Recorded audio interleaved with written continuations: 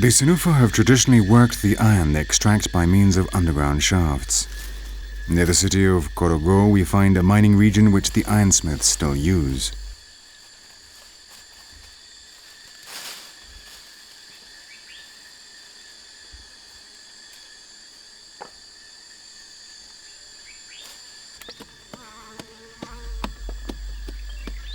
The oldest people tell us that in the past iron could be found on the surface, but a curse was cast and the spirits concealed it beneath the ground. Now the miners have to descend down these narrow cavities, literally risking their lives, especially during the rainy season. Many are buried alive when the walls soften and cave in on them.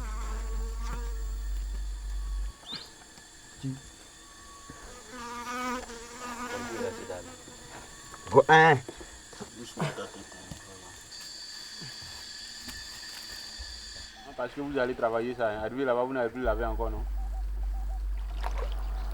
The soil they extract from the shafts is washed in the river to separate out the heavier ferrous stone. Then, at the blacksmiths, the furnace master forms small balls with the paste resulting from the washing process. These are then introduced into the furnace so the iron melts and runs free from the other elements.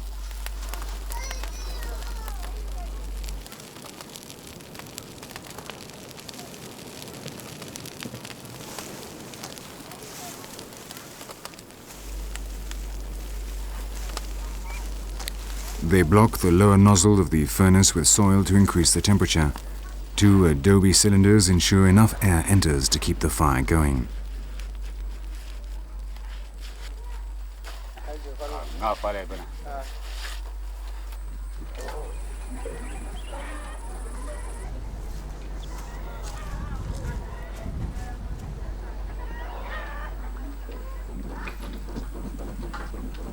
Through the chimney they introduce the ferrous stone and the charcoal, which will provide the necessary heat to melt the iron.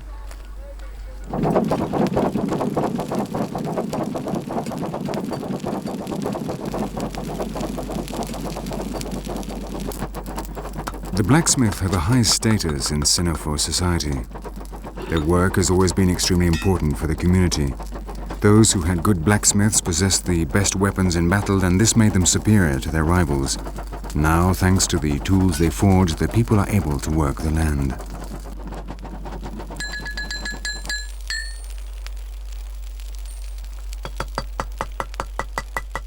The forge master controls the pace of work, when they should stop, and the rhythm of the bellows, so that the heat is precisely that needed by each piece at each moment. They are holy men who work under the protection of the powerful fire fetish.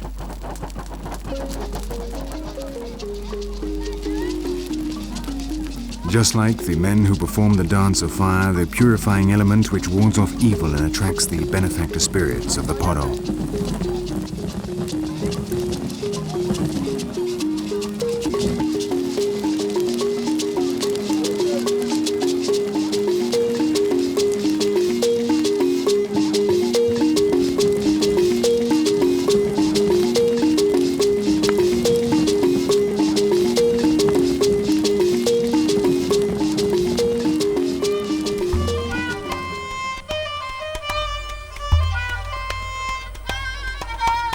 In the north, beyond the lands of the Senufo, the influence of Islam can immediately be felt.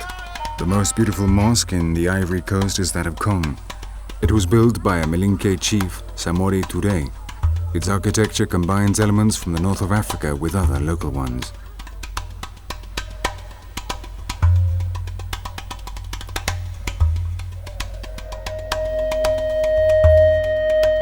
The buildings are made of mud and held up by wooden beams.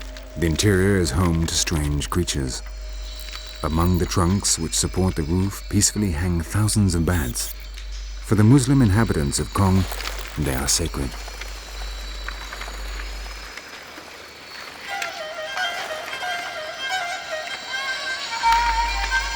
These small mammals, despite their sinister appearance, are beneficial to man as they feed on mosquitoes. The worst thing is their smell, which the Muslim worshippers of Kong have to put up with each Friday when they come to the mosque.